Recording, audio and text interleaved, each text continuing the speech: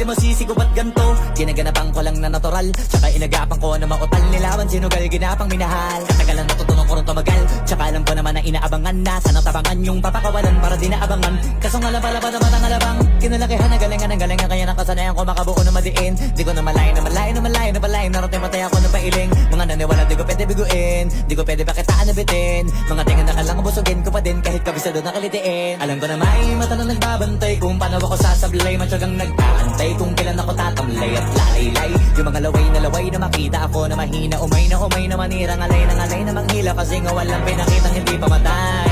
Na napasarap mag-rap, ang daming nagbago mula nung kilalanin ng tao. Daming nagtulak sa'kin, palaging maging ganado, palaging takado, pag kumalaw palaging planado.